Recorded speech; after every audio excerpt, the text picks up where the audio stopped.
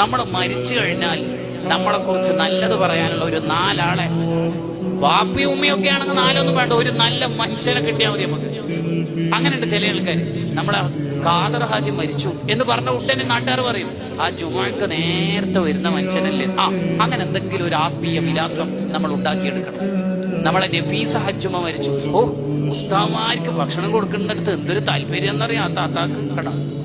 നമ്മളെ കരീം ഹാജി മരണപ്പെട്ടു, അല്ലോ എപ്പോഴും പള്ളിയിലുണ്ടാകുന്ന മനുഷ്യനല്ലേ കണ്ട. ഇങ്ങനെ എന്തെങ്കിലും ഒരു ആത്മീയ വിലാസം നമ്മളെ കുറിച്ച് ചേർത്ത് വെക്കാൻ പറ്റുന്നത് ജീവിതത്തിൽ ഉണ്ടാക്കിയെടുക്കണം. ഒരു മയ്യത്ത് ഇങ്ങനെ കൊണ്ടുപോകുമ്പോ അബ്ദുല്ലാഹി ഇബ്നു മസ്ഊദ് റളിയല്ലാഹു അൻഹു പറഞ്ഞല്ലോ, നാട്ടുകാരെന്താ മുമ്പനെ കുറിച്ച് പറയുന്നത് എന്നൊന്ന് നോക്കൂ. അപ്പൊ ശിഷ്യന്മാര് ചോദിച്ചു, നാട്ടുകാരെന്ത് പറഞ്ഞാൽ എന്താ, അയാൾ ജീവിച്ചതിനനുസരിച്ച് സ്വർഗവും നരകവും കിട്ടുമെന്നല്ലാതെ. അപ്പോഴാ അബ്ദുല്ലാഹി ഇബ്നു മസ്ഊദ് റളിയല്ലാഹു അൻഹു ഇസ്ലാമിന്റെ നിലപാടങ്ങ് പറഞ്ഞു കൊടുക്കണത്, ഒരു മയ്യത്തിന്റെ അടുത്തുനിന്ന് അല്ലെങ്കിൽ ആ മയ്യത്തിനെ കുറിച്ച് 4 മുഅ്മിനീങ്ങൾ നല്ലത് പറഞ്ഞാൽ വജബത് ലഹുൽ ജന്ന, ആ മയ്യത്തിന് അല്ലാഹു സ്വർഗം ഷുറാക്കിയിരിക്കുന്നു. നല്ലത് പറയണം നമ്മളെ കുറിച്ച്.